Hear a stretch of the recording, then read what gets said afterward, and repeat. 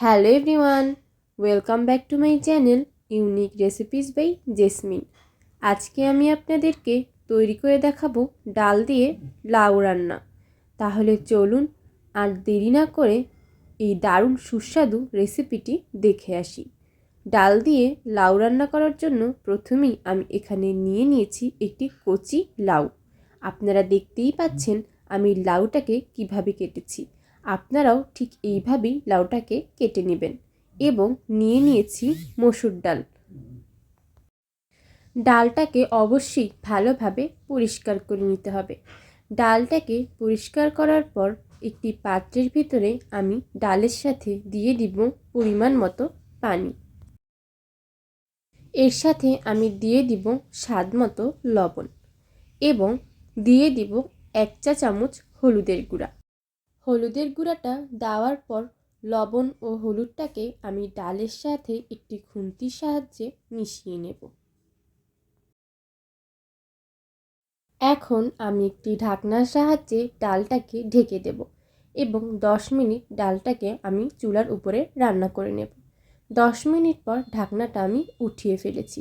আপনারা দেখতেই পাচ্ছেন ডালটা অনেকটাই সিদ্ধ হয়ে গেছে। ডালটা সিদ্ধ হয়ে যাওয়ার পর এর ভিতরে আমি দিয়ে দেব কেটে রাখা লাউগুলো।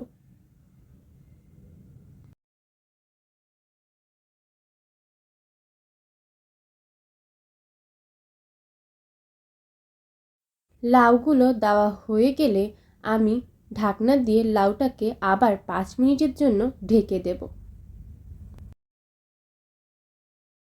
5 মিনিট পর আমি ঢাকনাটি উঠিয়ে ফেলব এবং লাউটাকে একটি খুন্তির সাহায্যে ভালো করে আমি নেড়ে নেব। ডালটাকে লাউয়ের সাথে ভালোভাবে মিশিয়ে নিতে হবে। নাড়া হয়ে গেলে আমি ঢাকনার সাহায্যে লাউটাকে আবারও ঢেকে দেব এবং 10 থেকে 15 মিনিট আমি লাউটাকে রান্না করে নেব।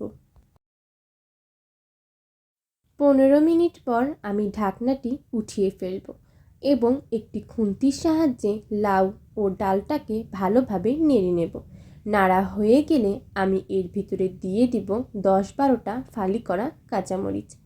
কাঁচামরিচটা দেওয়ার পর আমি খুন্তির সাহায্যে কাঁচামরিচটাকে লাউয়ের সাথে ভালোভাবে মিশিয়ে নেব। আপনারা দেখতেই পাচ্ছেন এখানে লাউ থেকে আলাদা একটা পানি বের হয়েছে। আমি এখানে বাড়তি কোনো পানি ব্যবহার করিনি। এখন আমি খুন্তির সাহায্যে আবারও লাউটাকে নেড়ে দেব যাতে লাউটা নিচে পোড়া লেগে না যায়। এখন আমি এর ভিতরে দিয়ে দিব ধনিয়া কুচি। ধনিয়া কুচিটা দেওয়ার পর আমি একটি খুন্তির সাহায্যে ধনিয়া কুচিটাকে লাউয়ের সাথে ভালোভাবে মিশিয়ে নেব। লাউটা অলমোস্ট হয়ে গেছে। এবার আমি লাউটাকে বাগার দিয়ে নামিয়ে ফেলব। লাউয়ে বাগার দেওয়ার জন্য প্রথমেই আমি নিয়ে নিয়েছি একটি প্যান এবং এর ভিতরে দিয়ে দিচ্ছি তেল। তেলটা গরম হয়ে গেলে আমি এর ভিতরে দিয়ে দিব 2টো পেঁয়াজ কুচি এবং একটি খুন্তির সাহায্যে পেঁয়াজটাকে আমি তেলের ভিতরে ভালোভাবে ভেজে নেব।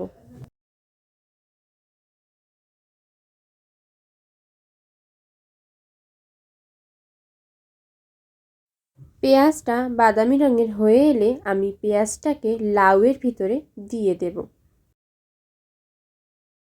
বাগার দেওয়ার পর আমি লাউয়ের সাথে পেঁয়াজটাকে ভালোভাবে মিশিয়ে নেব।